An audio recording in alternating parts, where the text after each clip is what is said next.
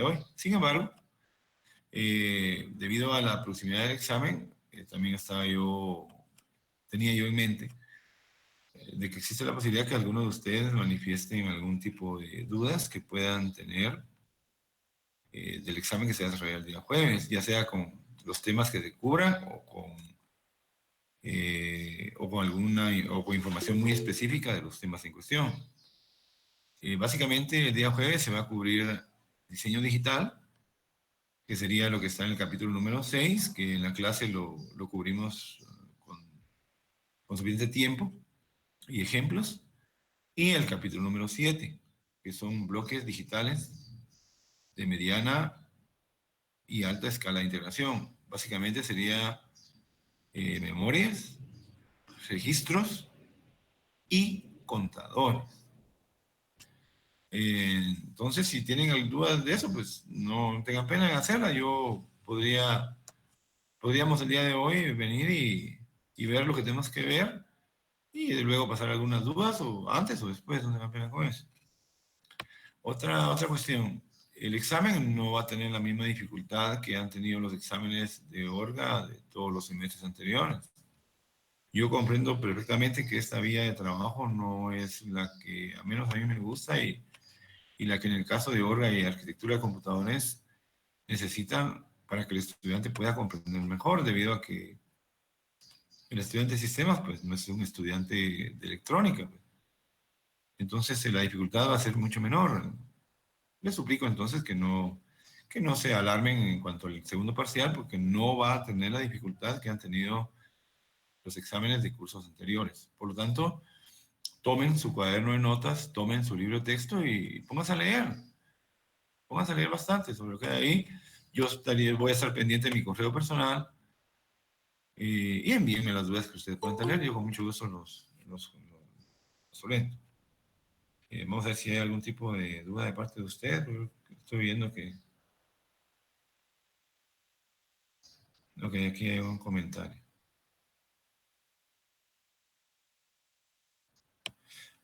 Sí, las clases anteriores, creo que no subí la última, pero fue porque Meet no la tenía grabada ni decodificada, entonces cuando quise con Google Driver obtener el enlace no pude, pero ya vi que me apareció en mi carpeta de Gmail y hoy o mañana, primero Dios, se la estaría enviando, con mucho gusto.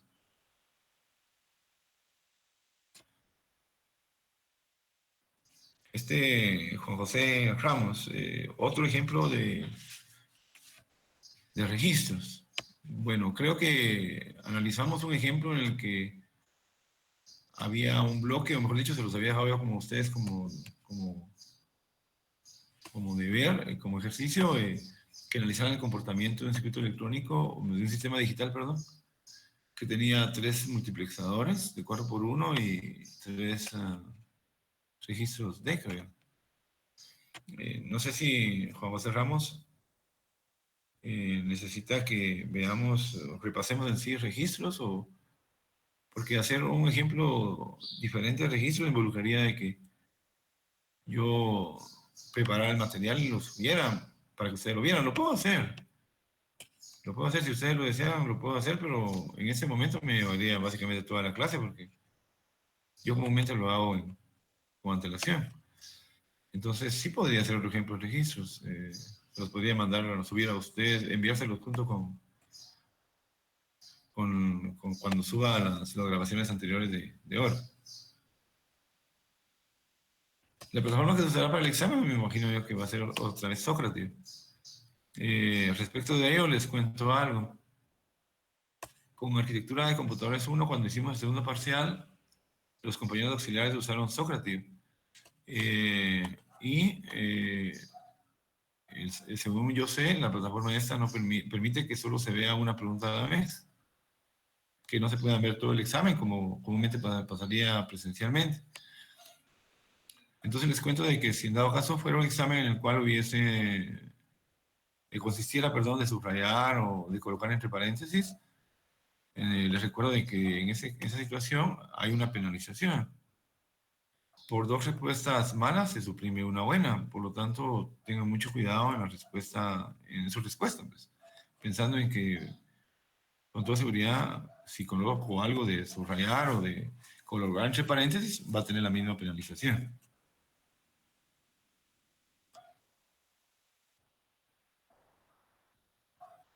Ok.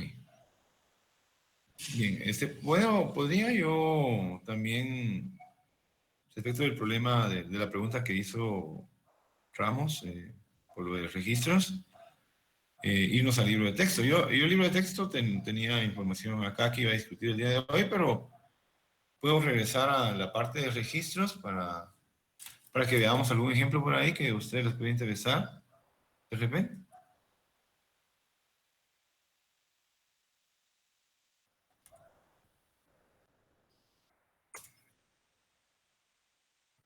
Esta es la parte final, si no estoy mal, del capítulo número 4 o número 5. Aquí estaríamos básicamente en el capítulo 6, que sería el diseño digital secuencial. Ese básicamente no nos interesa. Teníamos que irnos al inicio del capítulo 7. Yo creo que son como 30 páginas, 250 por ahí. Secuencial, tipo de...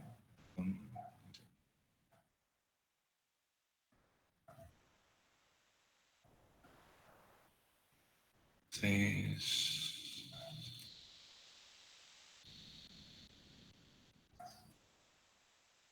Sería la parte última. Aquí sería el capítulo 7. El capítulo 7 sería el que involucra registros, contadores y memorias. Aquí están los registros. Este es un registro de transferencia paralela de información de 4 bits. ¿4 bits por qué? Porque hay cadenas de 4 bits, tanto la entrada, por cierto, esa es la entrada, como la salida. Noten que por cada bit, perdón, que el registro maneja, se necesita un flip-flop. Este flip-flop en este caso es un flip-flop tipo D, pero podría ser cualquier otro, media vez tuviese la conexión en la cual se explota el modo que se llama modo memoria, modo latch. El D se usa prioritariamente en este tipo de diseño porque el D tiene una ecuación característica muy bonita que es D igual a Q futuro. En otras palabras, cualquier información que usted coloque en el flip-flop tipo D aquí en la entrada pasa cristalina a la salida, pasa idéntica a la salida. Obviamente, cuando el pulso del reloj aquí en esa entrada, que es común a todos los flip-flops, lo permite. Hay dos tipos de flip-flop, perdón, dos tipos de registros en toda clasificación. Los que trabajan por flanco y los que trabajan por nivel. Los que trabajan por nivel casi no se usan. La mayoría de registros que usted puede encontrarse en la práctica, todos trabajan por flanco. En el caso de este ejemplo, no se mira la escuadra del flanco, pero con toda seguridad es flanco de subida. Entonces, es el famoso registro paralelo de que hemos estado hablando. Aquí hay otro ejemplo. Observen, por favor, aquí se hace lo mismo que se hizo allá, nada más de que en lugar de usarse el registro, perdón, flip-flop tipo D, se usa un flip-flop tipo RS. Obviamente, para que usted sepa de dónde salieron todas estas compuertas y los inversores, usted tendría que venir y analizar, perdón, convertir un SR al modo de trabajo memorizado, latch, que sería como trabaja el D, para que se pudiera hacer la conversión. Y por cierto, este tiene capacidad también de... Ah, perdón, sí.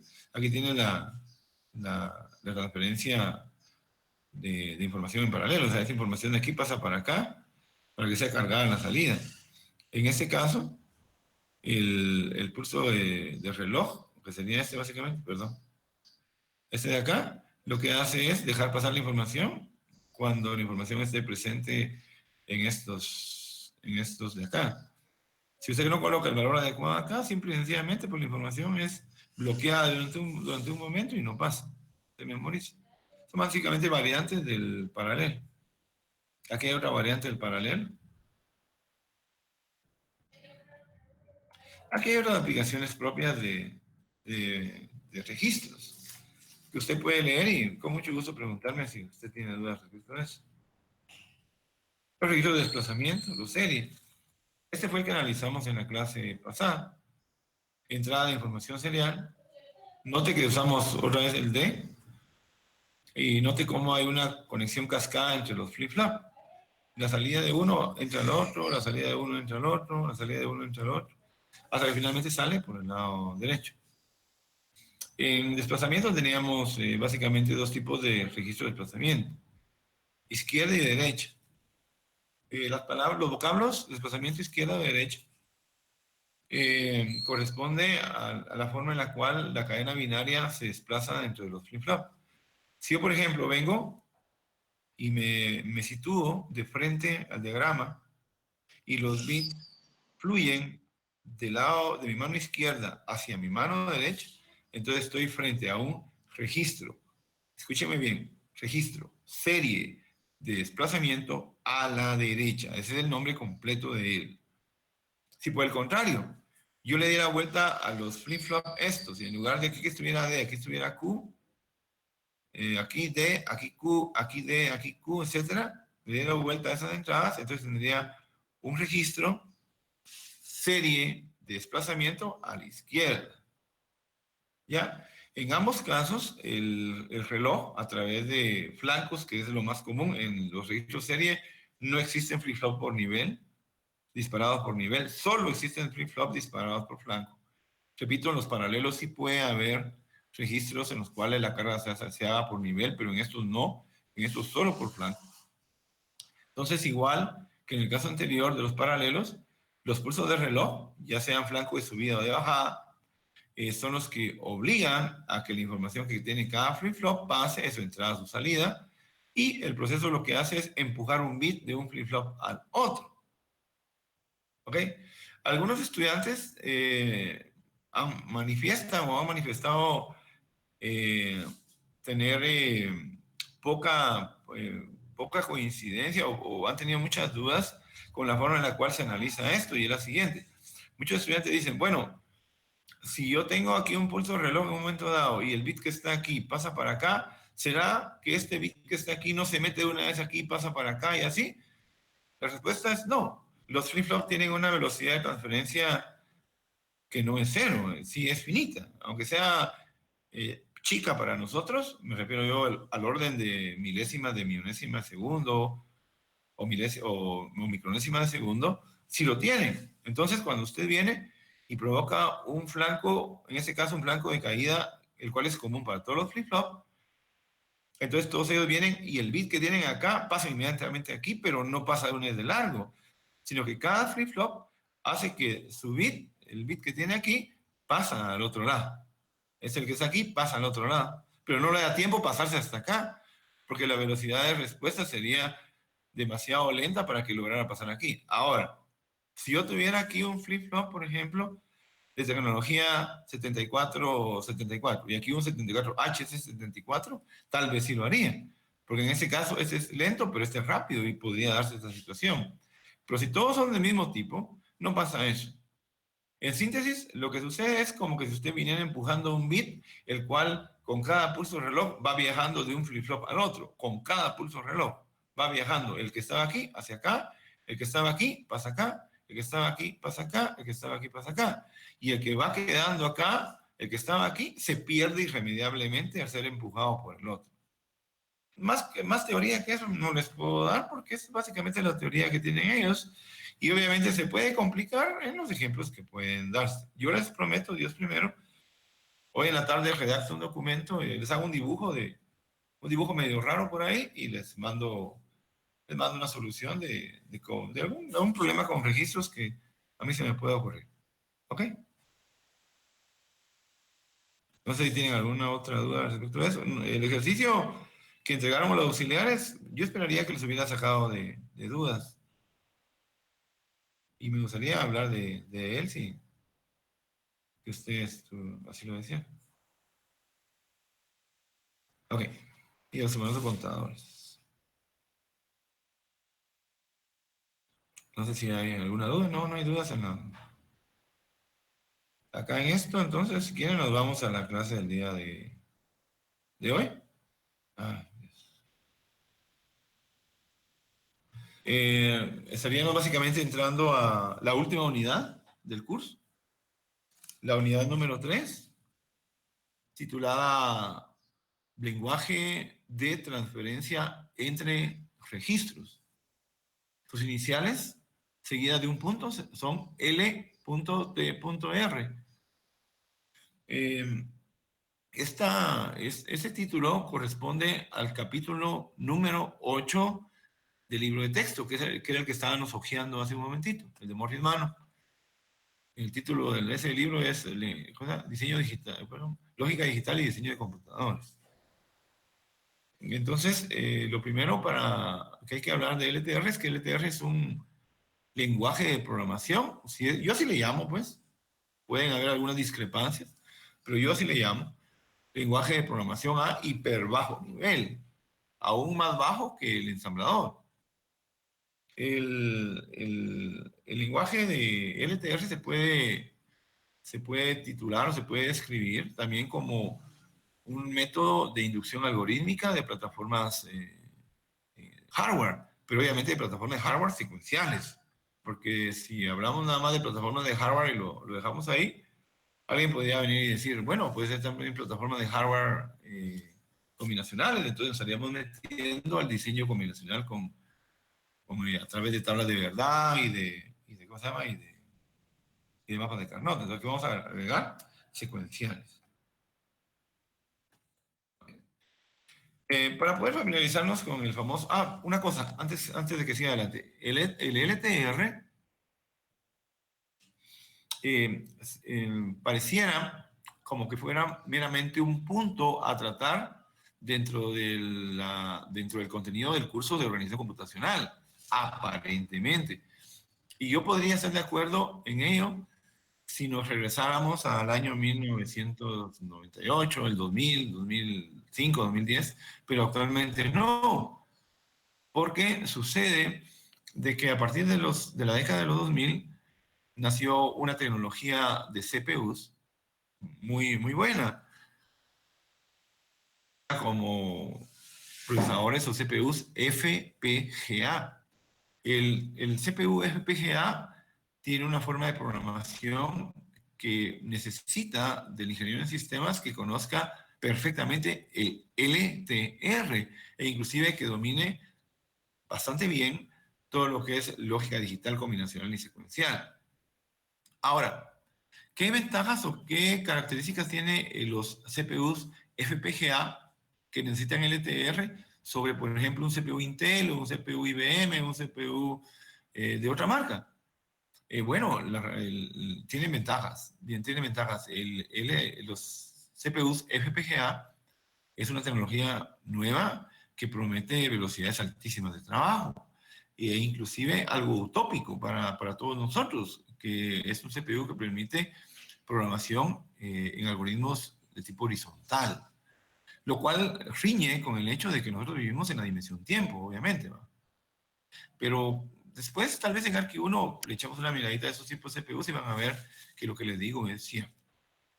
Pero por el momento quiero que se incentiven estudiando esta unidad para que sepan de que les puede servir en su futuro y sobre todo en el futuro profesional, pues, donde ustedes ya como profesionales de éxito 10 primeros se van a desenvolver. No sé si tienen alguna duda hasta ese momento. Ingeniero, disculpe, tengo una duda. Cuénteme. Digamos, usted dijo que el LTR en tecnologías anteriores, o sea, por los 1900 y así, no era tan Años necesario. anteriores. Ajá. No lo era. El estudiante lo podía ver simplemente como la conclusión exitosa del curso de organización computacional o Ujú. como el enlace entre organización computacional y arquitectura de computadores uno, porque de hecho sí es. Pero en la Ajá. actualidad ya no. Lo puede seguir viendo usted así si lo desea, pues porque cada quien decide el tema que va a manejar con éxito en su vida profesional. Pero lo que sucede es que los CPUs actuales de cualquier marca siguen en la misma moda. han manejado, digamos, filosofías tecnológicas diferentes, como por ejemplo Intel con sus CPUs con varios core, o otras tecnologías con manejo de memoria diferente, o computadores, supercomputadores con varios CPUs incorporados. Pero realmente los CPUs FPGA es una tecnología muy buena. La forma de programación, lo que promete, la velocidad de trabajo de ellos es muy buena. Yo en arquitectura de computadores 1 les voy a explicar algo acerca de ese procesador. De hecho, también tengo yo instalado aquí en mi computadora un software con el cual programo CPUs FPGA. Y no sé si nos irá a dar tiempo, pero tal vez de aquí a mayo, cuando estemos finalizando el curso, les puedo enseñar un programa. Y en el programa hay sentencias que se parecen, que aunque son de alto nivel, muy parecidos a C o a Java, tienen una estructura de LTR, o sea, de transistor, perdón, de compuertas, de contadores, etcétera. Sí, es bien importante. Gracias, ingeniero. Solo una última. Ok. Y así en la vida real, ¿en qué procesadores podemos ver esa tecnología FPGA? Realmente lo que le estoy hablando de FPGA son procesadores, ellos son CPUs. Tal vez su pregunta que usted quiso formular de la siguiente forma: en qué área tecnológica de nuestra vida actual los Ajá. procesadores de FPGA están incidiendo? Le voy a contar.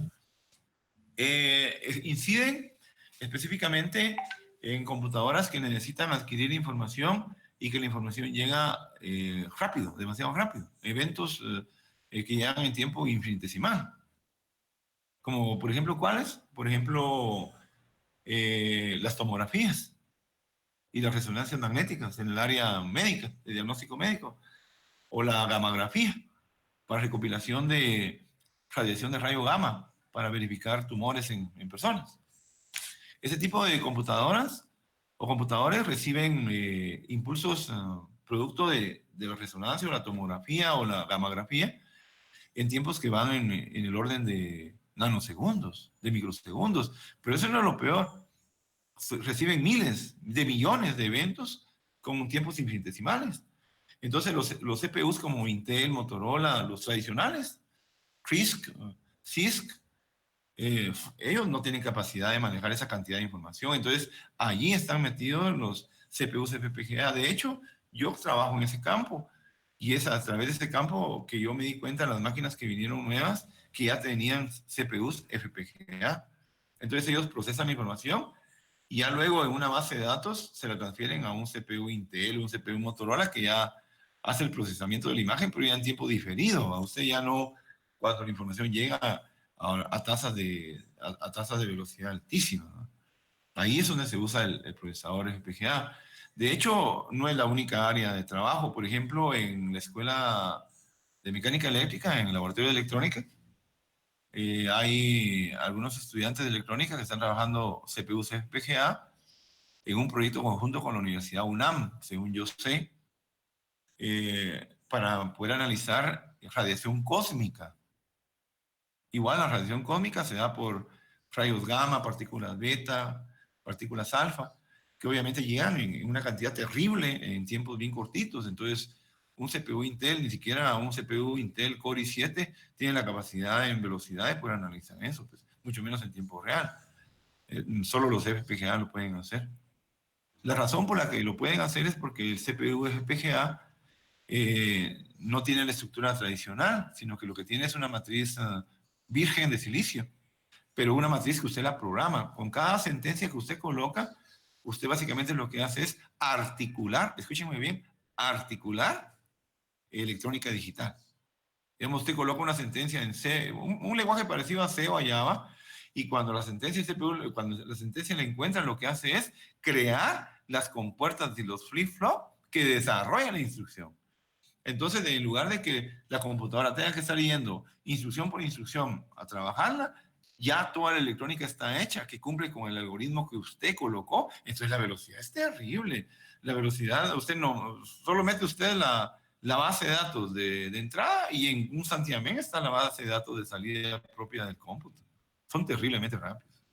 y muy bonitos. Yo he estado programando y son bien bonitos. Inclusive tengo una estación de desarrollo de ellos que me vendieron en electrónica y ahí la tengo todavía. Son muy buenos. Gracias, ingeniero. Ah, me ¿Ok? resolvió mi pregunta porque yo pensaba que esos CPUs se encontraban en las computadoras personales. No, para nada. No, no, no, no. Esos CPU no se encuentran en las computadoras personales, no. Una versión de ellos, pero no es una versión exacta de ellos, se encuentran en los teléfonos celulares. Pero ese tipo de CPU se llama tipo, que tienen, que son FPGA en cierta forma, se llaman DSP. Sí hay una versión de los FPGA, pero en los celulares. Se llaman básicamente CPUs FPGA con versión DSP. DSP significa Digital Signal Processing. Y son los dispositivos que en los celulares de nosotros se encargan de filtrar sonido, voz y video y un montón de cosas en tiempo real.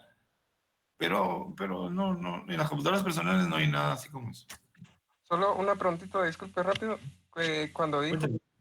de que con cada, digamos, en una sentencia de algún lenguaje, ¿va? Así como C, y con cada sentencia Sí, la electrónica. Entonces, realmente. ¿eso cómo se hace en tiempo real? Cuando usted viene y quiere programar un CPU FPGA, invoca un editor, digamos. Perdón. Invoca un editor y le sale a usted un ambiente para programar. Entonces viene usted y hace su algoritmo, edita su algoritmo, como si estuviera programando en C o en cualquier otro programa. Y cuando usted termina su programa, entonces usted le pide la compilación del programa. Nada más que cuando usted le pide la compilación, genera dos etapas. Una es la compilación común y corriente que todos conocemos, en la cual se verifica memoria, si hay memoria, se verifica sintaxis y todo eso. Y Ujú. algunas librerías que están linkeadas y todo eso. Y en la segunda parte, el sistema viene y corrobora que todo lo que usted colocó en sentencias se puede generar en compuertas, en flip-flops. Ujú. Si usted vino y colocó sentencias que a usted le parecen que trabajan bien, y de hecho el compilador, la primera parte de la compilación, se la da toda ok porque usted no falló en sintaxis ni en semántica, pero ahí sí puede fallar, porque puede ser que el sistema detecte un comando que usted colocó que no sea factible de instaurarse o crearse en electrónica digital. Entonces tiene dos etapas, así es como el procesador queda armado. Después de que usted viene y le traslada esa información al CPU, el CPU ya queda conformado así, básicamente así. Y hasta que usted lo vuelva a programar, la electrónica que usted creó no se deshace y no se vuelve a crear de nuevo. Esa es una tecnología tipo Flash, pero obviamente mucho mejor. Ah, ya, Pero ya. sí, es con puertas la que se genera. Yo tengo acá, cuando terminemos el LTR, si quieren, les hago una demostración de un programa en FPGA y van a ver van a ver ustedes cómo yo programo una sentencia en lenguaje de alto nivel, pero que tiene proyección hacia un contador. De hecho, hay un ejemplo de un contador binario con ¿cómo se llama? Con entradas asíncronas. Y ustedes pueden darse cuenta a qué me refiero. Si quieren, se los puedo mostrar en otra clase. Está bien, ingeniero. Muchas gracias. ¿Ok? Bien, sigamos entonces. Entonces, para conocer de LTR, primero debemos saber qué es una microoperación. Entonces, la microoperación se define, ahí la pueden ver ustedes, como la operación más elemental que se puede desarrollar entre registros, no por fuerza entre uno y otro, puede ser que se haga en el mismo, pero lo importante es que es una operación que se desarrolla entre registros en un pulso de reloj. ¿Qué quiere decir en un pulso de reloj? Obviamente, si vemos un nivel 0, luego un nivel 1 y un nivel 0, pues hablaríamos de flanco de subida o flanco de caída, ¿verdad? En uno de los dos, no en ambos, en uno de los dos.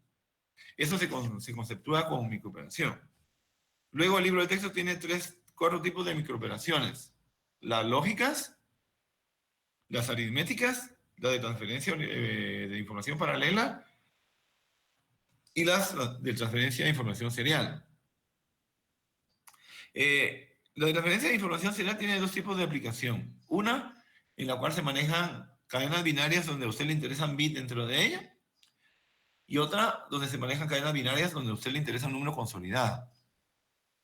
Si este fuera el caso, perdón, consolidado me refiero cuando a usted cuando a usted una cadena binaria le interesa por el equivalente decimal que el valor binario de la cadena tenga.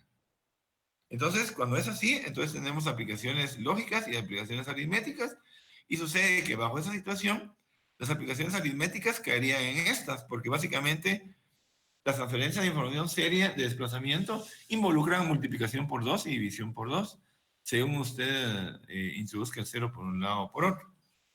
Le voy a recordar, por si alguno de ustedes no se recuerda de eso, a través del siguiente ejemplo. Creo que lo había hecho cuando vimos registros, pero igual, veámoslo de nuevo. Supóngase que yo tenga la cadena 0, 0, 1, 1. Todos sabemos que este es el número equivalente de binario 3. Yo desplazo esta cadena binaria por medio de un desplazamiento serie a la izquierda. Entonces, el 0 este que está aquí pasa a esta otra posición. Digamos a la que le sigue. 0. El 0 que está aquí pasa a la otra posición, a esta de acá. El 1, perdón. El 1 que está aquí pasa a la posición de estar el 0. Perdón. El 1 que está aquí pasa a la posición que está acá, es este 1. Y comúnmente en ese tipo de desplazamiento, usted introduce un 0 para ocupar el lugar que quedó vacío. Entonces, bajo esta situación, si ustedes observan, ustedes lo que tienen ahí es un X. ¿Ok? 4 y 2, 6. Si ustedes hacen lo mismo con esa otra cadena, entonces sucede lo siguiente. El 0 que está aquí pasa para acá. El 0 que está aquí pasa para acá. El 1 que está ahí pasa para acá. El otro 1 se corre para acá. El 0 que se metió pasa aquí. Y ese 0, y se introduce un 0 nuevo. Eso es igual a 12. Entonces, si ustedes observan, cada vez que uno desplaza una cadena binaria, una posición a la izquierda, e introduce un 0 en la posición que queda vacía, o sea, en la posición del dígito menos significativo, uno lo que hace es multiplicar por 2. ¿Vieron bien? Este era 3, luego 6, luego 12. Lo pueden corroborar con el ponderado decimal. Y así me podría estar yo el resto de la mañana desplazando a la izquierda con seguridad que todo es multiplicar por 2 el dígito anterior. Entonces, bajo esa situación, una microoperación de transferencia de información serie de desplazamiento izquierda-derecha daría multiplicaciones por 2 o divisiones por 2. Ok, ahora vamos a la macrooperación. ¿Qué es una macrooperación? Básicamente, una macrooperación es una operación que se desarrolla entre registros compuestas por 2 o más microoperaciones. No hay nada difícil en esto. Es básicamente esto. Luego seguimos al punto titulado Sintaxis utilizada en LTR. Para ello, regresemos al libro de texto. Nos vamos a la página 328. Y aquí lo tenemos. Símbolos básicos de la lógica de transferencia entre registros.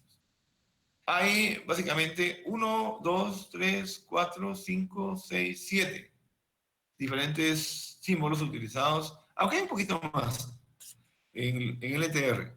Vamos al primero, dice letras y numerales. Aquí el libro de texto olvidó colocar letras mayúsculas y numerales. Cuando se colocan letras mayúsculas y o numerales, letras mayúsculas y numerales, esto denota un registro. Por ejemplo, ¿cómo debo entender yo una letra A mayúscula en lenguaje de LTR? Pues de la siguiente forma, como el registro A. ¿De qué tipo? Saber. Podría ser paralelo, puede ser serie, desplazamiento, rotación. Hasta ese momento solo sé yo qué es el registro A. ¿Cómo debería yo entender en lenguaje LTR, en jerga técnica de LTR, las iniciales MBR? Pues como el registro MBR. ¿Qué tipo? Aquí en el momento solo sé qué es el registro MBR. ¿Cómo debería yo entender en jerga técnica del LTR la inicial mayúscula R con el 2? Pues el registro R2. Así, a eso se refiere el libro de texto cuando habla de ello. ¿Alguna duda? ¿No? Ok. Suscrito. Dice, denota un bit de un registro. Bueno, para esto creo que sí les voy a regresar acá para poder explicar. Comúnmente, cuando trabajemos ya con LTR, deben saber ustedes que los registros se manejan como rectángulos. Usted para dibujar un registro lo que hace es usar un rectángulo. Por ejemplo, este rectángulo podría ser muy bien un registro.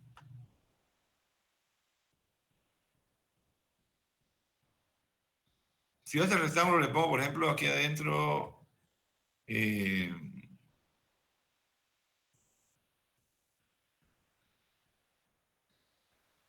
MBR, entonces ese sería el registro MBR. Ok. Obviamente todos sabemos que un registro está compuesto por flip-flops. Entonces, voy a quitar esto de acá para que no nos confundan.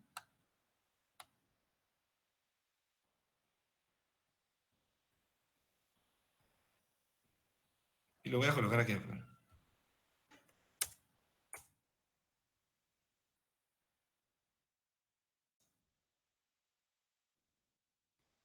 MBR. Ok.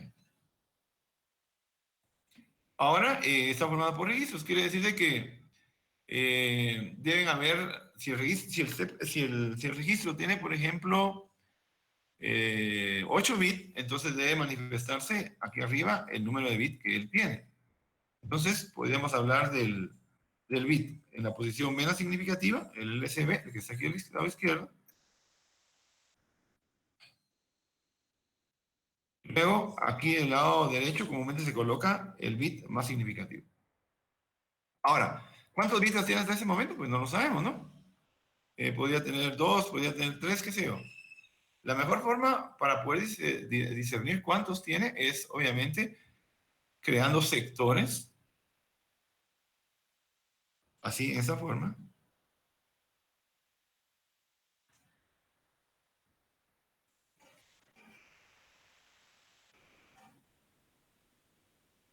Aquí tendría un sector.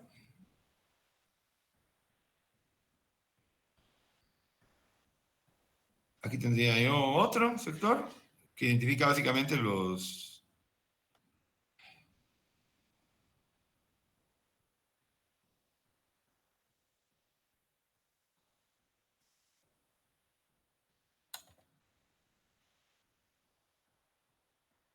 Perdón.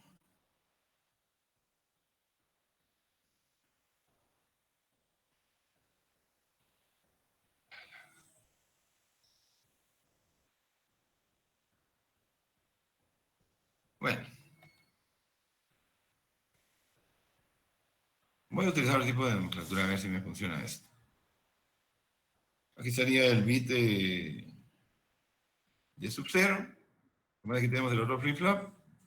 Aquí tendríamos el D sub 1. Aquí estuviera el otro flip-flop, el D sub 2. Aquí teníamos el otro flip-flop, el D sub 3. Por cierto, D viene de las iniciales inglesas data. D sub 5, D sub 6. Aquí tengo yo, por lo tanto, al famoso registro MBR, el cual tiene 1, 2, 3, 4, 5, 6, 7 dígitos. Él puede manejar 7 dígitos. Es un registro de 7 dígitos. Obviamente hay un flip-flop para poder soportar cada uno de los dígitos. Este es el dígito menos significativo del registro y este es el dígito más significativo del registro. Estoy hablando de registro. ¿Ve? Entonces, cuando el libro de texto habla de suscritos, se refiere a la necesidad que hay en LTR de poder referirnos a un bit de un registro, no a toda la cadena. Comúnmente cuando digo MBR, debemos entender que es toda la cadena que lo compone. Pero repito, el suscrito que vimos en la tabla es la notación existente para poder referirnos a un dígito de este registro. Por ejemplo, yo quiero referirme a este dígito. Entonces coloco MBR sub 3. Puedo utilizar paréntesis, ¿sí? Pero queda el entendido que ese es el dígito. Para eso tiene el suscrito. Para colocar aquí abajo el dígito al cual yo me estoy refiriendo, ¿ok? Eso significa el famoso suscrito. Aquí la anotación es mucho más clara. Noten el 2 aparece pequeño, el 6 aparece pequeño. Luego, paréntesis. Paréntesis denota una porción del registro. Comúnmente, los CPUs, tanto de la década de los 80, 90, los 2000, 2010 y 2020, trabajan solo partes o porciones mitad o altas de los registros, no manejan más. Entonces, comúnmente lo que se encuentra entre paréntesis son las letras L o H del inglés low o high para identificar la porción. Regresando al ejemplo que tenemos acá, supónganse que yo quisiera hablar o quisiera tener en cuenta, por ejemplo, la primera mitad ¿cómo se llama? De este registro. Para ello voy a suponer que en lugar de tener, en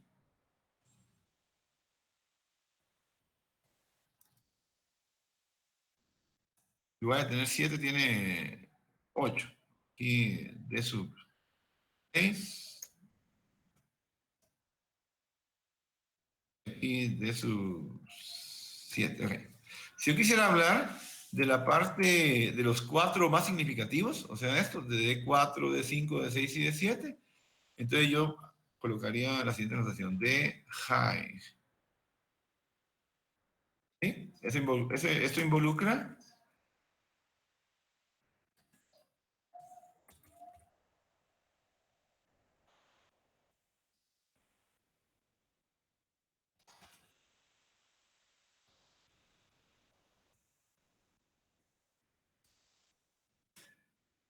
los 4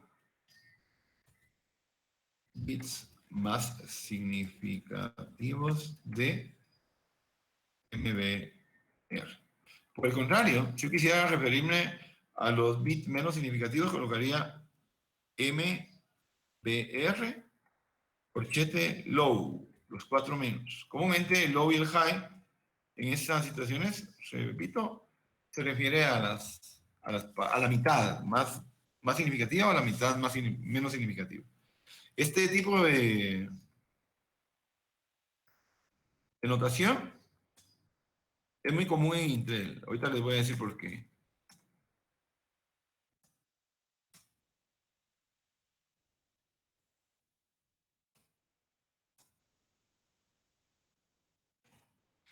Esa notación les decía yo que es muy común en Intel, porque Intel vino y tuvo el cuidado, primero, de mantenerse siempre a la vanguardia de su tecnología. Entonces venía Intel y cada vez generaba CPUs mejores, o por lo menos con una ventaja respecto del anterior. Y entonces, pero también cuidaba de que existiese compatibilidad entre los CPUs que creaba este año y entre 5 años y entre 5 años el otro. Siempre había compatibilidad. Entonces, Intel usó mucho este tipo de notación porque Intel evitaba perder clientes por software. Entonces, cuando Intel diseñó, por ejemplo, los micros de los años 90, que tuvieron mucho éxito, 80, perdón, que tuvieron mucho éxito y fue con los cuales él se lanzó al mercado. Entonces, diseñó un set de software a bajo nivel excelente. Pero el año siguiente o la década siguiente, Intel diseñó CPU siempre dentro de su línea de trabajo, mejores. ¿Mejores a qué me refiero yo? Bueno, varias características, pero una de ellas era la longitud de las cadenas binarias de cómputo. Entonces, como la longitud de la cadena binaria de cómputo habían subido, por decirle algo, la década anterior habían sido de 8. y ahora eran de 16, entonces se había duplicado la cadena, el tamaño de procesamiento. Entonces lo que hacían ellos es de que en lugar de diseñar un nuevo set de software a bajo nivel para el nuevo CPU de 16 bits, lo que hacían era seguir manejando el de 8 bits, obviamente mejorar, y cuando manejaban cadenas de mayor envergadura, porque así era, lo que hacían era usar low o high para poder tener compatibilidad entre un software de 8 bits con un software de 16 bits. Así lo hizo durante muchos años. Entonces de ahí nació ese tipo de estructura, high and low. No sé si tienen alguna duda. ¿No? Ok.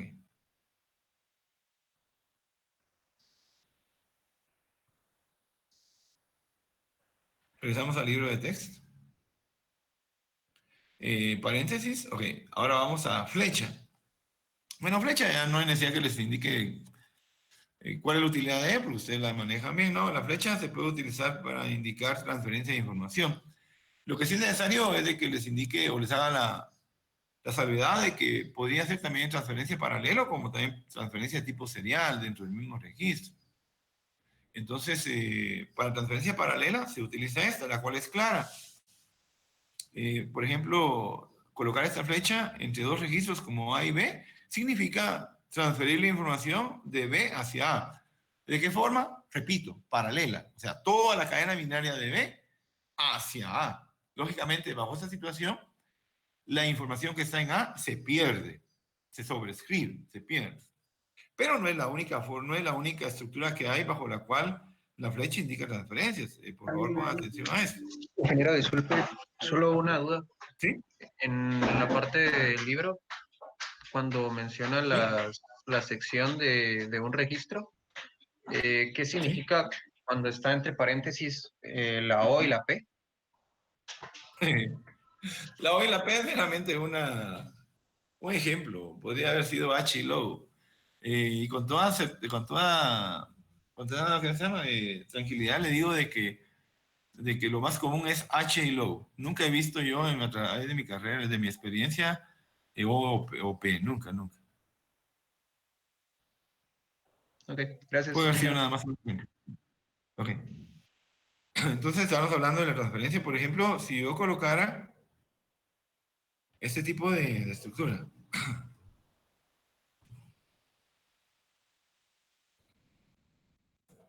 Y yo abajo, inmediatamente abajo, perdón, aquí se me corrió. Y yo aquí colocara, por ejemplo, MBR y la flecha aquí arriba. Esto significa desplazamiento de la cadena binaria existente en MBR hacia la izquierda una vez. Eso significa. Y si yo colocara, por ejemplo, esto.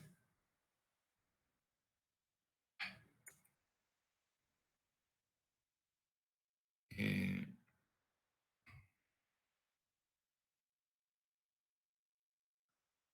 esto, por ejemplo, si yo colocara esto, sería desplazamiento de la cadena binaria existente en MBR hacia la derecha una vez. ¿Ok? Para que ustedes sepan que la connotación de la flecha puede tener, perdón, que la flecha puede tener varias connotaciones.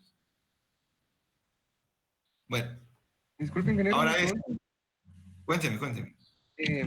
Cuando hace ese desplazamiento, ¿con qué hace el corrimiento? Con cero, ¿no?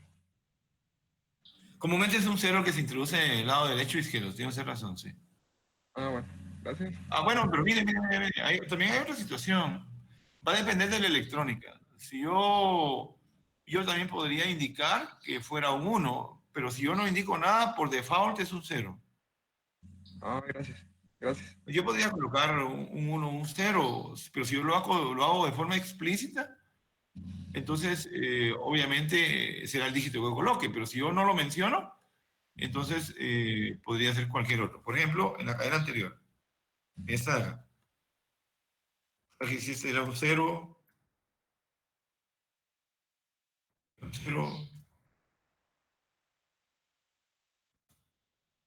aquí un uno, aquí un 1, 0, 0, 0.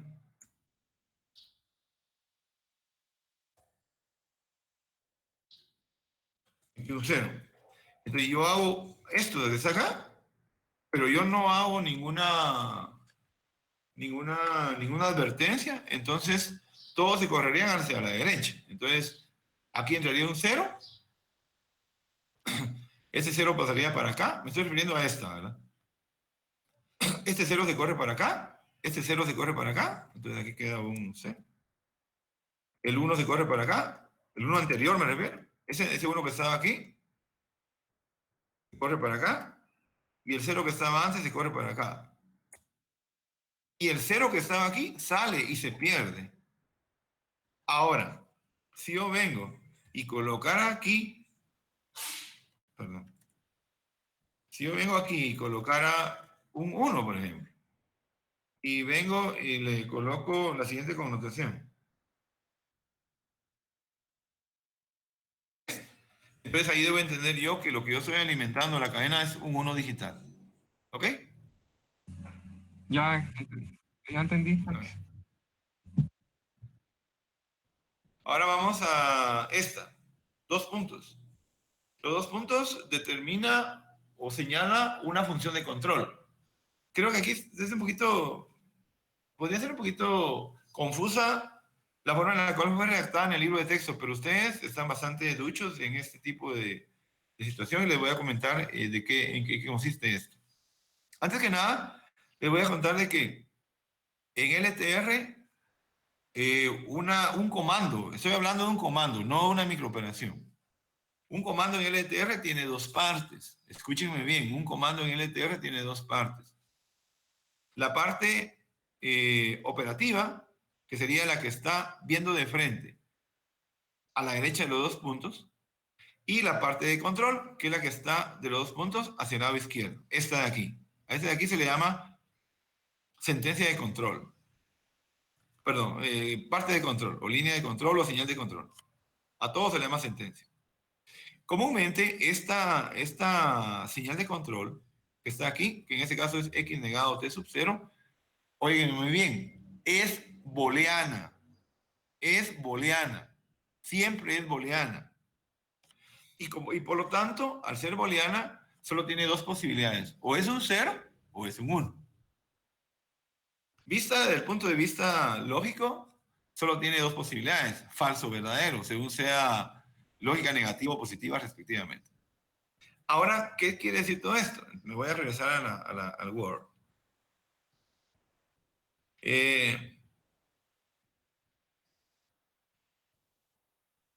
Veamos el ejemplo anterior, este que sale.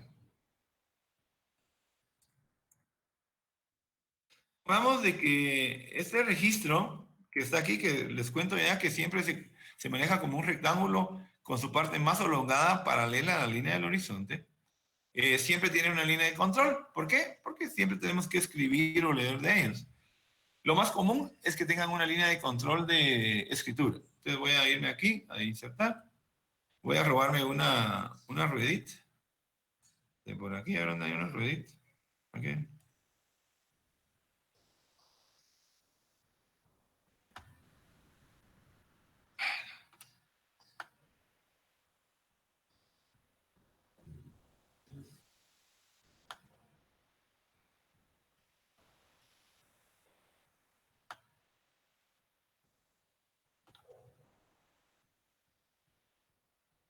Creo que me sale mejor colocar una O nada más. Voy a abortar esto. Voy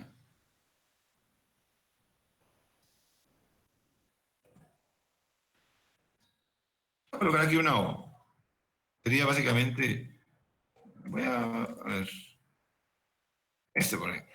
Vamos a suponer que esta es la que indica la escritura del famoso registro. Voy a robarme acá una flechita, una línea, a ver si no me sale complicada la cosa.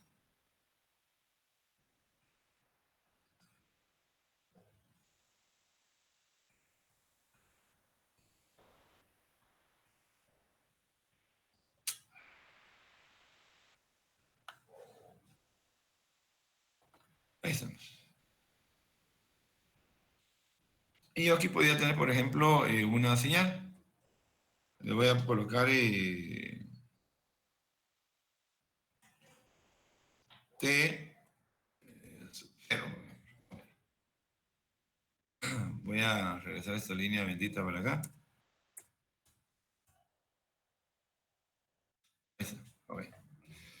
Entonces, vamos a suponer que esta línea de control, voy a colocar acá.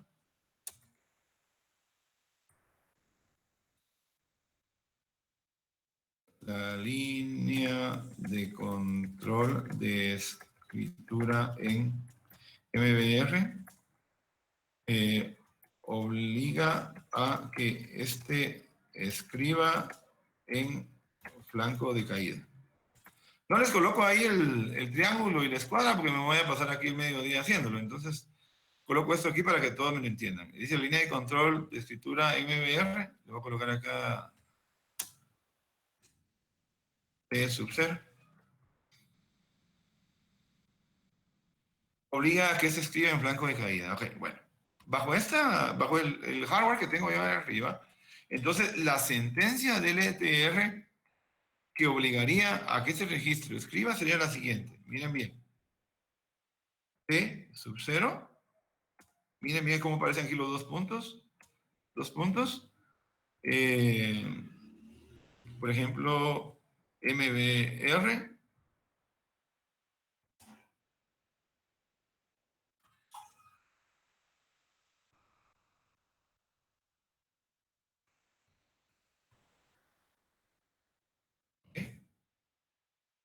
Otro registro cualquiera, por ejemplo, registro A. Bueno, eso quiere decir de que cuando el pulso o el flanco de caída acá se presente, entonces el contenido de otro registro A, que no sé colocándolo ahí ahorita, transferirá su contenido en paralelo a MBR.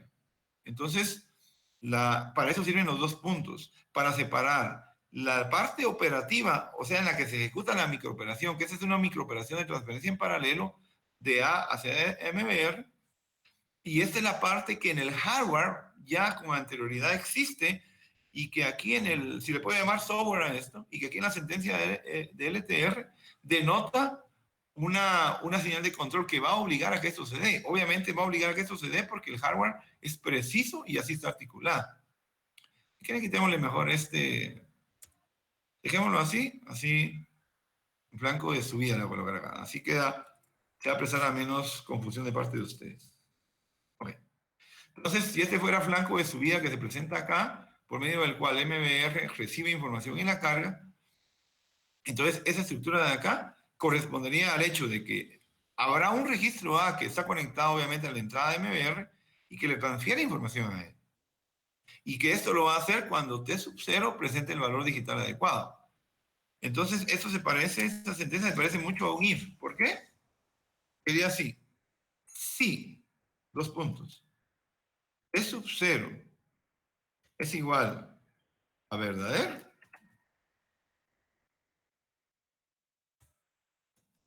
entonces MBR se escribe con el contenido de A. Si, dos puntos. T sub 0 es falso, entonces no se ejecuta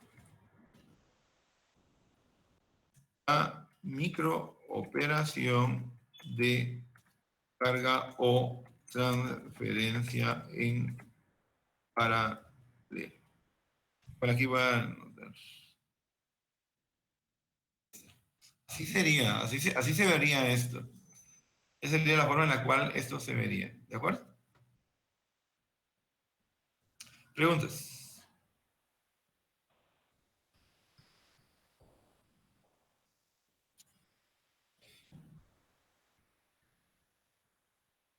¿Ninguna?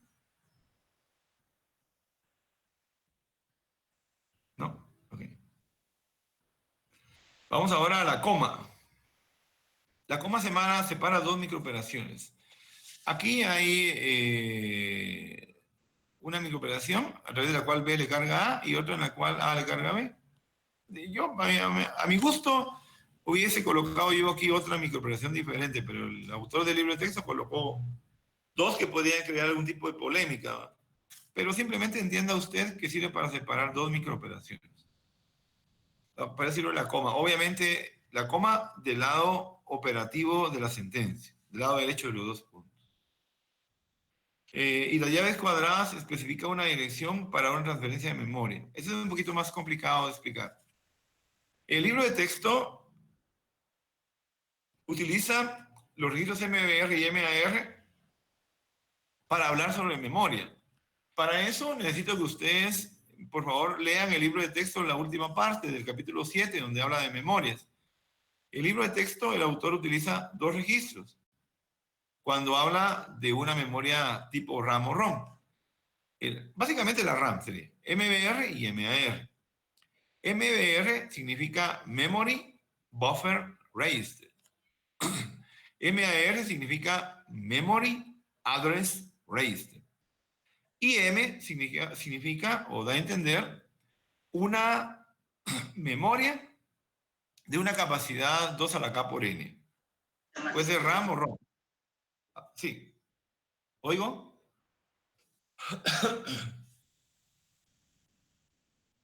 ¿Dudas?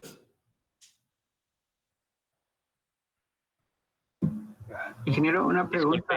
Disculpe, En la próxima clase nos va a dar un ejemplo de cómo podríamos trabajar con dos operaciones que se ejecuten al mismo tiempo o en el mismo lapso.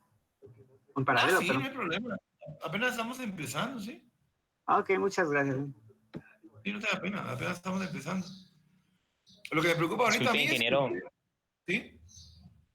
¿podría repetir qué significaba MBR y MAR? Ajá, no sé si ustedes tienen a la mano el, el material de la clase en la que les hablé sobre memorias. Si no, pues les voy a hacer una pequeña reminiscencia. Cuando yo les hablé sobre memorias, que yo se los hablé apegado a lo que yo manejo en electrónica, que es lo que está en los libros de texto, en las hojas técnicas, básicamente las memorias RAM o ROM aparecen divididas en 4 partes. Una donde aparece la matriz de almacenamiento de información, que es la parte más importante. Otra donde aparecen los decodificadores de línea, de columna y de fila, que son los que sirven para determinar qué celda se va a accesar. La otra parte, la tercera, es donde aparece la lógica de control, que es la que coordina todos los bloques internos. Y la cuarta es donde está el bloque digital que transfiere información desde o hacia la celda, según sea RAM o ROM. Entonces, esa estructura es la real, la cierta. Pero Morris Mano trabaja una organización a bloques diferente de esa que yo les di. Y necesito yo que ustedes la vayan a ver porque aún nos hace falta caminar un poco en el capítulo 8. Y si nos separamos de la forma en la cual Morris Mano mira la memoria, posiblemente van a haber algunos puntos que se pueden confundir ustedes. Entonces les pido por favor que vayan a la parte última del capítulo 7 y vean la forma en la que el Morris Mano tiene estructurada la memoria, la forma en la cual el Morris Mano presenta la memoria RAM. Les voy a hacer una pequeña síntesis, un resumen. Morris Mano presenta la memoria RAM como dividida en 3 partes nada más. Una, que es la matriz de almacenamiento de información, la más importante, donde está toda la información que usted quiere leer o escribir. La otra es donde está el bloque que le llama Memory Address Register, que es básicamente el bloque en el que está lo que yo le llamo decodificador de línea de columna y decodificador de línea de fila. Y otro bloque en el que está el Memory Buffer Register, que en el caso de la información que yo les di es donde está el transceiver de datos o el buffer de datos. Morris Mano se come la unidad de lógica de control. Entonces, en el esquema de Morris Mano, la traducción al español de Memory Address Register es el registro el cual guarda la dirección de la celda que usted quiere accesar dentro de la matriz. Y el memory buffer register es el bloque digital que guarda la información que usted quiere escribir o que está leyendo de la memoria en la celda especificada por MAR. Esa es la estructura que Morris Mano maneja, básicamente. ¿Ok? Entonces, si me voy otra vez al Word, Morris Mano tendría básicamente esto, ¿no? Una...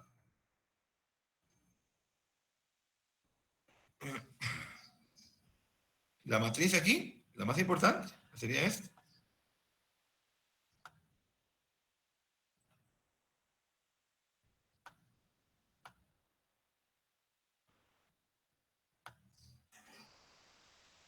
Aquí. Sería...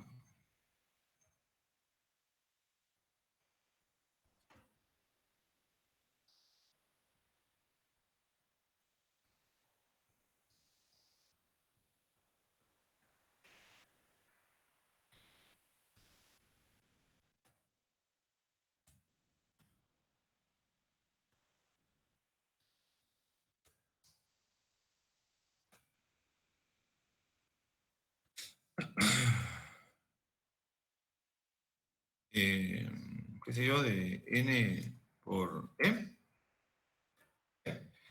Aquí afuera tendría Morris Mano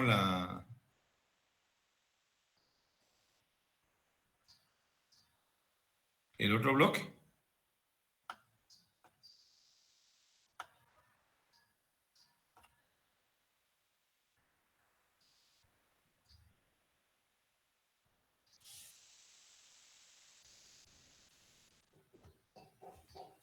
Sería el memory address raised.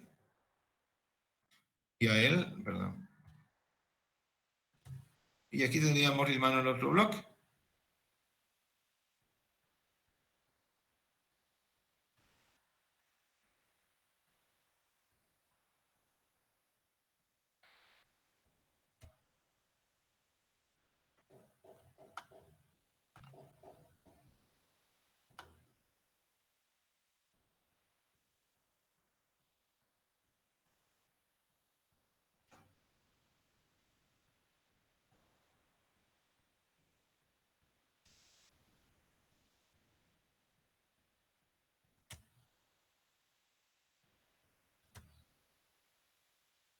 Tendría el MBR.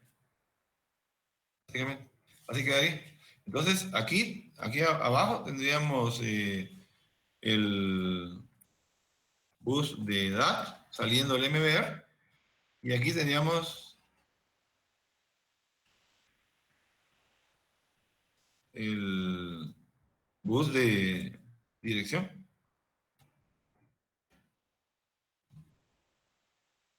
Esa sería la estructura que Morris Mano maneja. La información del bus de dirección iría de aquí para acá y aquí habría una línea bidireccional en caso de una RAM de ida o vuelta para la información que introducir. Al fin y al cabo, la idea del manejo de la memoria es uno solo. Por ejemplo, si manejáramos aquí una estructura horizontal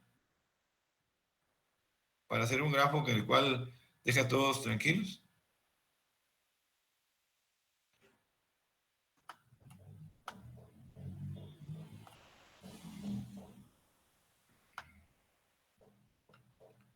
Comúnmente aquí sería la memoria. Si la vemos así.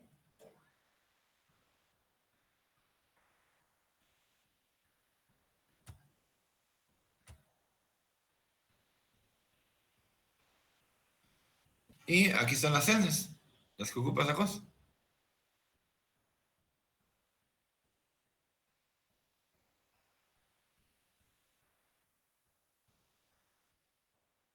Aquí habría, digamos, una celda.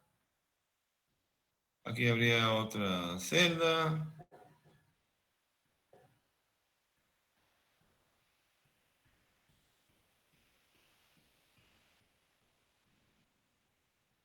Ok.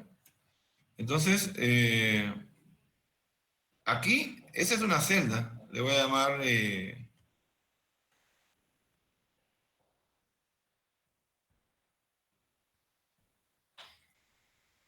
aquí sería, digamos, el dato...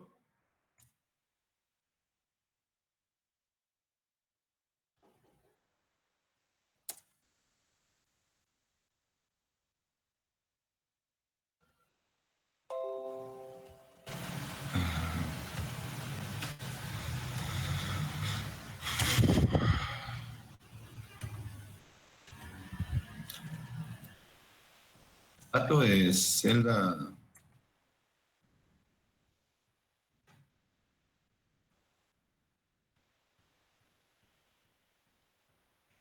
celda 0, digamos.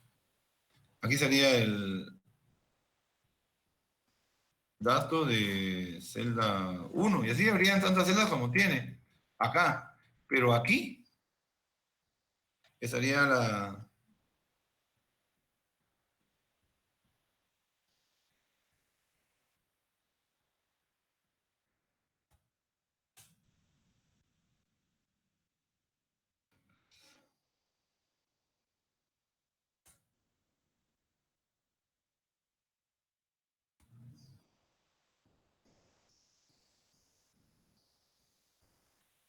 Permítame. La dirección de la celda 0. Aquí abajo estaría la dirección de la celda 1. Entonces, básicamente, bajo esa estructura, lo que está aquí lo maneja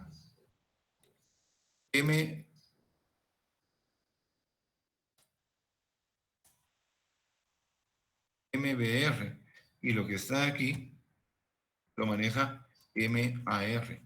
Todo lo que son direcciones lo maneja MAR, y todo lo que son datos dentro de la celda lo maneja MBR. Entonces, por ejemplo, si yo quisiera accesar la información de la celda número 0, bueno, perdón, y al fin y al cabo esto, todo esto,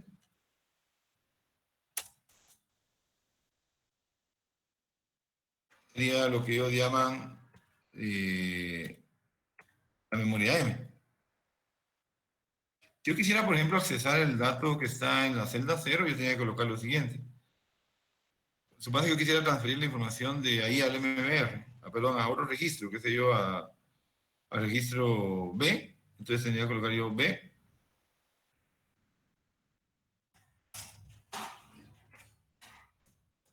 Con el contenido de la memoria M, corchete, y la dirección de esta celda, digamos, el valor 0. Cuando esta sentencia en MBR se ejecute, entonces el sistema digital tiene que ir a capturar este dato que está aquí y a transferirlo en paralelo hacia el registro B. Entonces, los corchetes sirven para eso justamente, para que usted pueda indicar qué dirección de celda es la que se va a transferir de esta memoria que está acá. Ahora bien, hay otra connotación aún mejor. Si usted quiere manejar variables índices, por ejemplo, yo puedo venir y asignarle al registro SI el valor 0.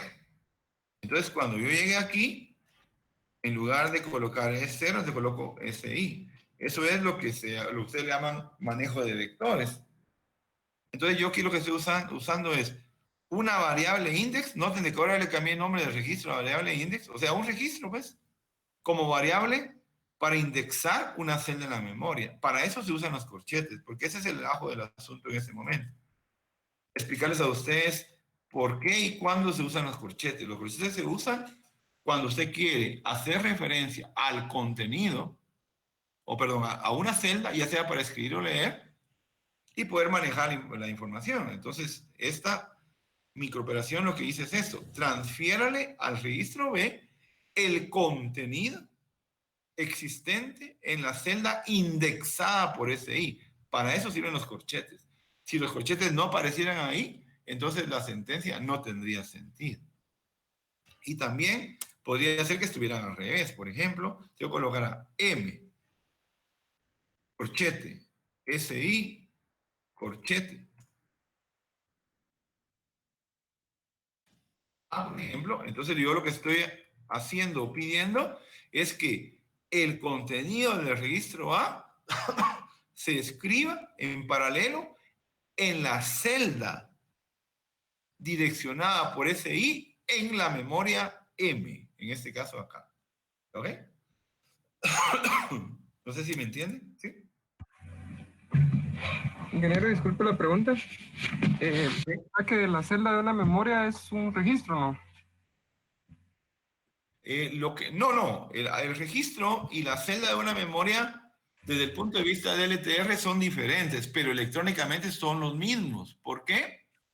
Porque una celda está compuesta por flip-flops y un registro está compuesto por flip-flops. La diferencia es en la estrategia de manejo. Repito, la diferencia radica en la estrategia de manejo. ¿Por qué? Porque un registro existe y coexiste en un sistema digital como un ente individual, mientras que una celda de memoria existe en un sistema digital como parte de una matriz y es accesado matricialmente. Esa es la diferencia. Pero desde el punto de vista electrónico son lo mismo. Ya. Gracias. ¿Ok? Ok. Bien. Vamos a ver. Aquí se nos terminó ya. Con eso terminaríamos básicamente ese punto. Y aquí pues también terminé lo que teníamos para el día de hoy, que era ¿cómo se llama? La sintaxis. Entonces, el día jueves, por favor, están atentos a la hora para resolver el examen. Les deseo que todo les salga bien. Y no se preocupen mucho, el examen no va a tener la misma dificultad que siempre, ¿ok? Lean bien lo que les he dado, lo que está en el libro de texto, lo que está en su cuaderno y no se preocupen mucho. Si les pongo algo práctico, será algo práctico relativamente sencillo. Tal vez un diagrama en el que yo les pida cómo funciona y les ponga varias opciones para subrayar, cosas de ese tipo, ¿ok? Y les agradezco entonces su atención el día de hoy. Que pasen buena tarde. Muchas gracias, ingeniero. Que tenga feliz día. Ok, adiós. Igual para ustedes. Ingeniero, disculpe, ¿Sí? tenía una duda con relación al parcial anterior, porque ya no, pues, se resolvió lo de la revisión. Lo de la revisión. Revisé varios, ¿sí? Pero fue a los que ellos mismos les solicitaron directamente por correo que les hiciera la revisión, ¿verdad? Sí, así es. Pero los demás llenamos un formulario que nos dieron los auxiliares y ahí poníamos nuestra información, pero no sé si ya le dio revisión a esos también. No, todavía no. No, la verdad no. Sí, tienes razón, no. La gente que yo los revisé fue porque me comentaron de que tenían prisa debido a que podían abandonar el curso, entonces querían saber si lo iban a hacer o no. Ah, muy bien, entonces esperaremos a que Sí, dé me respuesta. seguírmelo recordando. Muy bien, no hay problema. Gracias. Ok, ok.